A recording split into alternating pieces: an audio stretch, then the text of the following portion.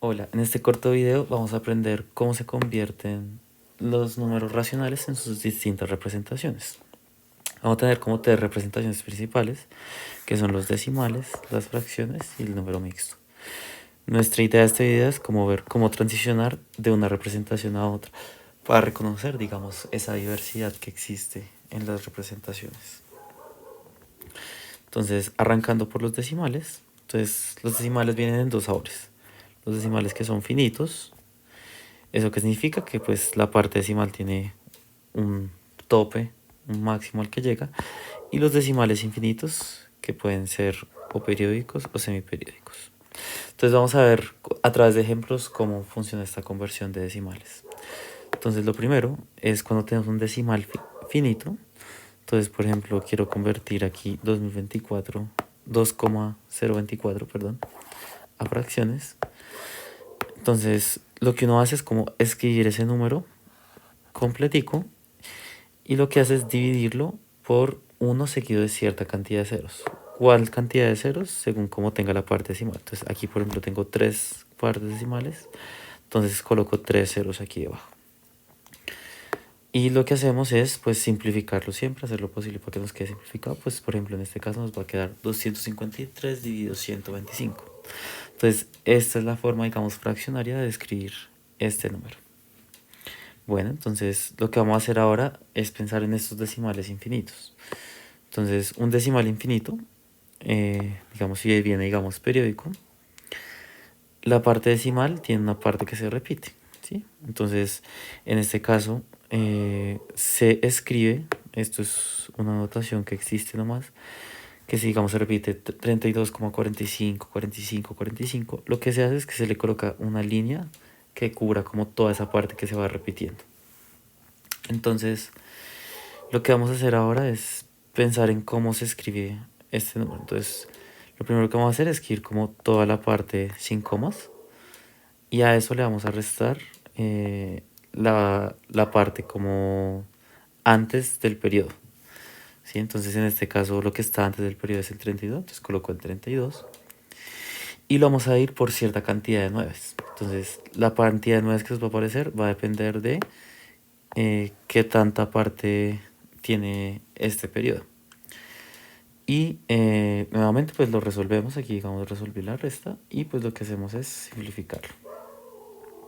Entonces, ¿qué pasa cuando es semiperiódico? Cuando es semiperiódico es distinto porque ahora hay una parte fija que se llama el anteperiodo y luego sí empieza a repetirse. Entonces es el caso, por ejemplo, de este número que tenemos acá. Entonces arranca el 9 la parte entera, el 12 que es fijo, digamos que hacia el principio, y el 1 que es ya la parte que se empieza a repetir. Entonces nuevamente lo que vamos a hacer es escribir todo sin comas y escribimos esta vez no la parte decimal, sino toda la parte que está antes del periodo. Entonces en este caso, por ejemplo, 9,12 sería como todo lo que está anterior a nuestro periodo.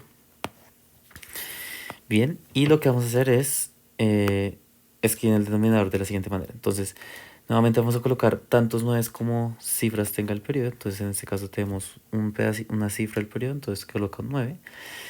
Y vamos a contar ahora cuántas cifras tiene el anteperiodo. Entonces, de acuerdo a eso, lo que vamos a hacer es añadirle ceros a ese 9 de acuerdo a la cantidad de cifras que tenga el anteperiodo.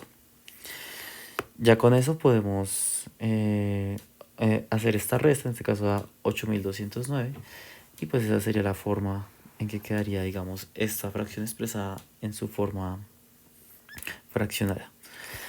Entonces, ¿cómo hacemos ahora lo contrario? Entonces, que ahora tengo una fracción y lo quiero volver un decimal. Entonces, lo que hacemos es ejecutar simplemente la división. Entonces, recuerda que una fracción siempre es una división. Entonces, este 4 usted lo divide por 3 y pues le dan, en este caso, pues da un decimal periódico, que es 1,333333. Y esa sería como su forma decimal. Entonces, por ejemplo, si lo escribimos de la forma que lo tenía, sería como 1,3 rayita. Bueno, entonces ahora vamos a ver la otra parte de esta conversión. Ahora queremos ver cómo se trabaja con números mixtos y fracciones. Entonces vamos a recordar un par de conceptos claves. Entonces, lo primero es distinguir que es una fracción propia de una impropia. Entonces, la fracción propia es donde el numerador es más chiquito que el denominador. Entonces en este caso, por ejemplo, un medio, los números enteros completamente. Y la fracción impropia en este caso es donde el numerador es más grande que el denominador. Entonces, por ejemplo, aquí 4/3. Entonces, ¿sobre qué vamos a poder hacer estas conversiones? Siempre y cuando tengamos una fracción impropia. La fracción impropia es la que me permite como crear estos números mixtos. Entonces, recuerde que los números mixtos tienen como dos partecitas importantes. Entonces, está la parte entera y la parte fraccionada. Entonces, ¿cuál es la definición de esto? Es coja la parte entera y súmele la parte fraccionada. Entonces, desde aquí ya podríamos empezar a convertir el número, pero les quiero mostrar como una estrategia como rápida para hacerlo de forma veloz. Entonces, si tengo un número mixto y lo quiero pasar a una fracción impropia, lo que vamos a hacer es lo siguiente. Entonces, lo que yo voy a hacer es multiplicar el número entero por el denominador, en este caso pues me da 8, y a eso le sumo 3, que en este caso da 11.